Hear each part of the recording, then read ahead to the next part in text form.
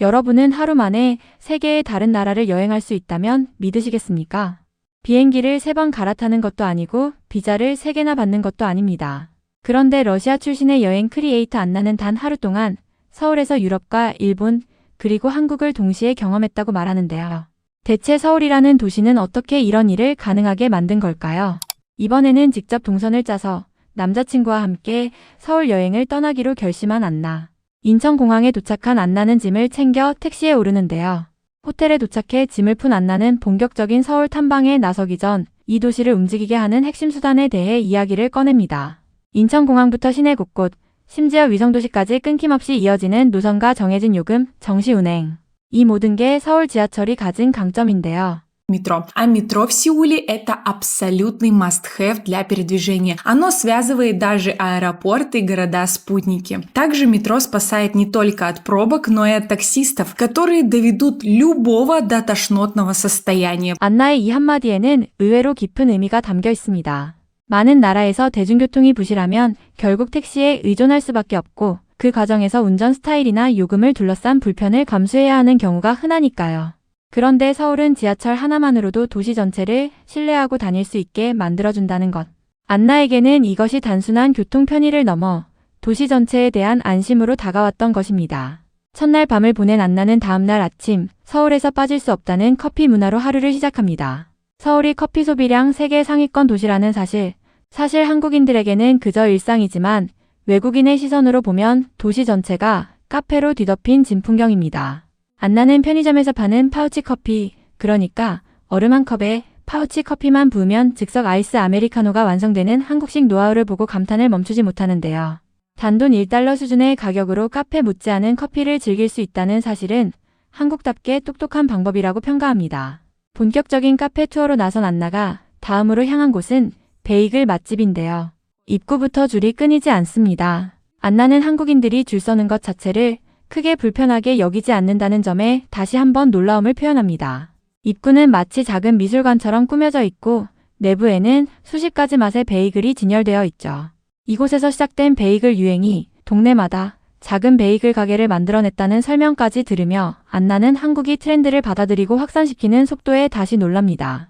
배를 채운 안나는 친구가 예매해둔 난타 공연을 보러 이동하는데요. 이 비언어극은 1997년부터 이어진 한국의 대표 콘텐츠로 기네스북에 가장 오래 공연된 비언어극으로 등재될 만큼 역사와 인기를 동시에 가진 작품입니다.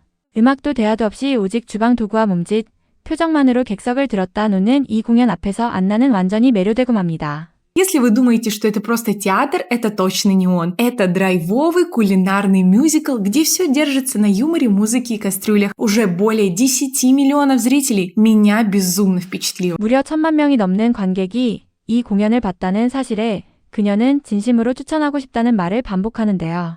언어가 통하지 않아도 웃을 수 있다는 것, 그것이야말로 콘텐츠가 만들어낼 수 있는 가장 강력한 보편성이 아닐까 싶습니다. 공연장을 나선 안나의 다음 목적지는 젠틀몬스터 콘셉트 스토어입니다.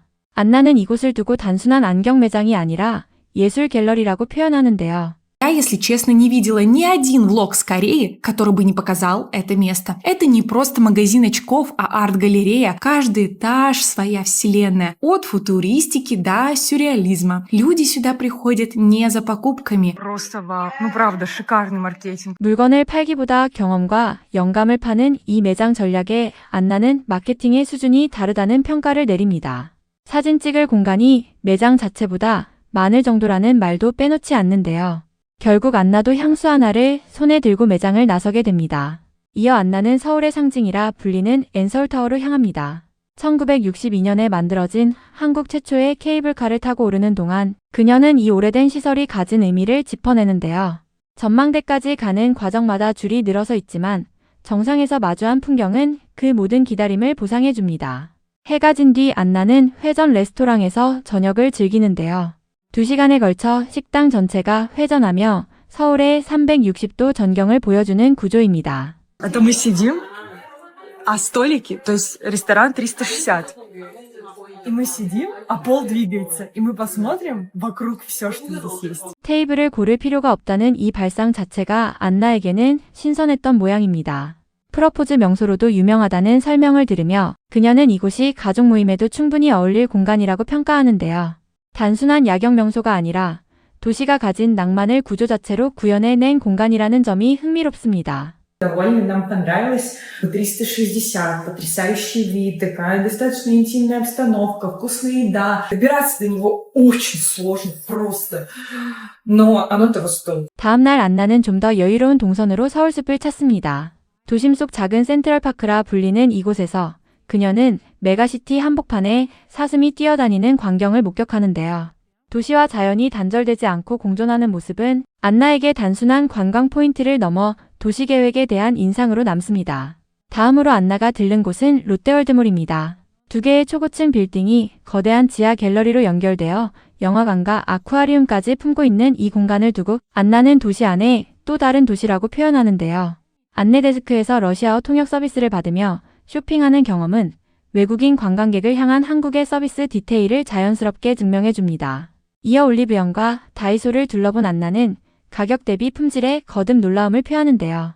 12 этажей вещей, которые вряд ли купишь специально, но без покупок оттуда точно не уйти. Господи, здесь реально. Вот если тебе ничего не надо, ты все равно что-нибудь купишь. В Дайсе есть абсолютно все. Это корейская версия Fix Price, но в сильно увеличенном формате и более качественном исполнении. 1달러에서 5달러 사이의 가격대에 12층 규모의 매장을 갖춘 이 다이소를 두고 안나는 자국의 저가형 매장과는 비교가 안 되는 완성도라고 평가합니다.